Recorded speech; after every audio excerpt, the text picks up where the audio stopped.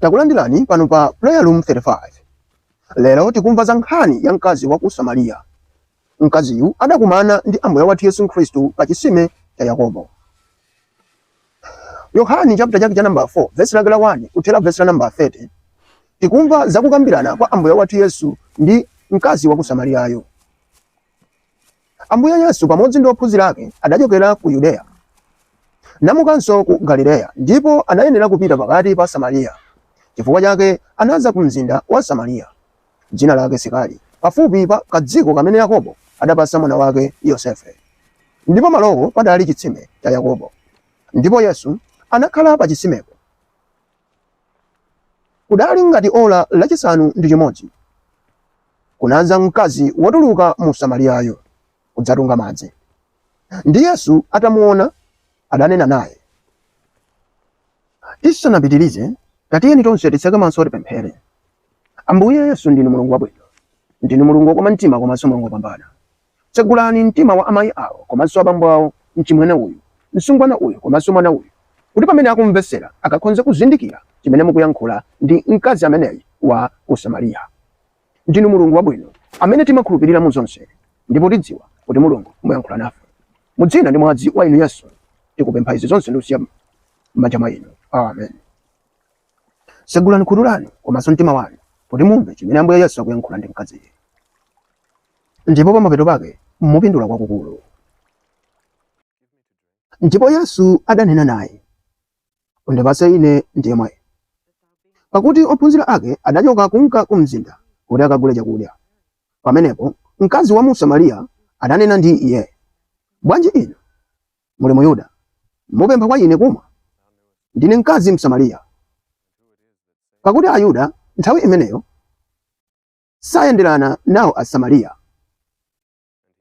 Yesu anayankha nati kwa iye, ukadadziwa mtulo wa Mulungu, ndiye amene ali nkunena ndi iwe, undipatse ine ndimwe.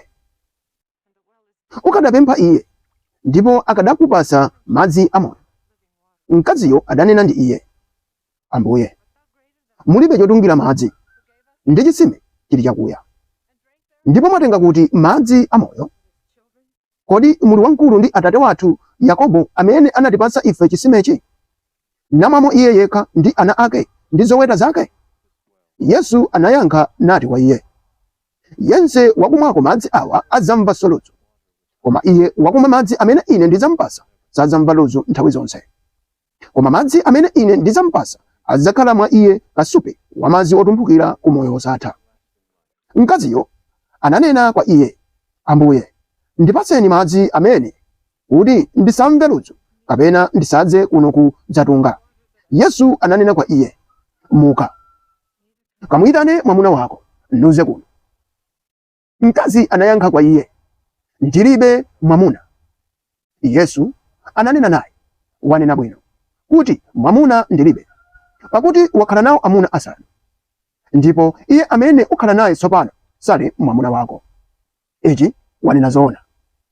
Mkazi ananena ndi iye, Ambuye, ndizindikira kuti muli mneneri. Makolo athu analambira phiri ili, ndipo inu munena kuti mu Yerusalemu muli malo oyenera kulambiramo anthu.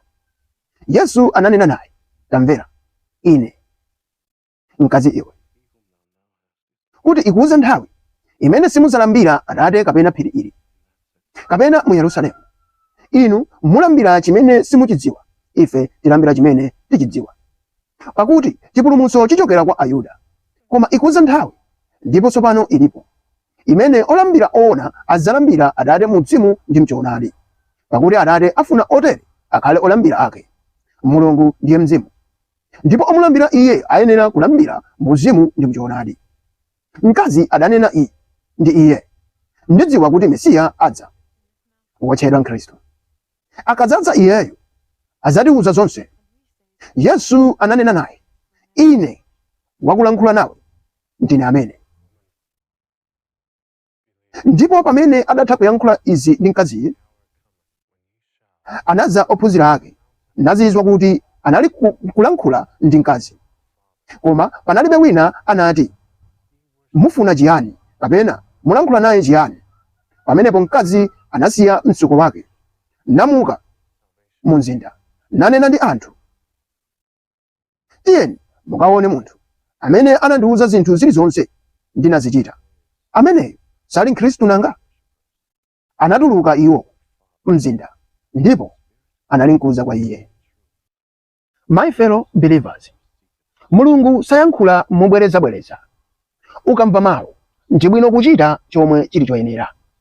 Mkazi uyu wa ku Samariya atangozindikira amene amayankhula naye, pomwepo akuti adasiya msuko wake nakalalikira kwa ena za uthengawo, ukawuza anthu china chilichonse chimene Ambuye wathu Yesu Khristu adayankhula naye pa chisime paja. Ambiri a ife tikumva mawu inde, koma misuko yathu ili pamutu malo mosiya msukowo ndikukalalikira uthenga wabwino umene taumva mwa Ambuye wathu Yesu Khristu. Tikusankha kusakaniza pakulalikira uthenga wabwino, komanso ndikumayenda mu ntchito zathu zimene zili ntchito zosayenera pamaso pa Mulungu. Kulalikira komanso mbali inayi tikuchita za mziko, kumusakaniza Ambuye Yesu akukana. Kumusakaniza Ambuye Yesu akukana. Ntibwerezanso, kumusakaniza Ambuye Yesu akukana. Zimayi uyu adasiya msuko wake ndikunyamuka kupita kumuzi kukalalikira za uthenga wabwino. Inu ndi ine pamene tamva uthenga wabwino wa Ambuye Yesu tikuyenera kusiya machimo onse ndikumusatira Ambuye Yesu. Tiyeni titule pansi zonse ndikumutsata Ambuye Yesu ndipo tizapambana. Amen.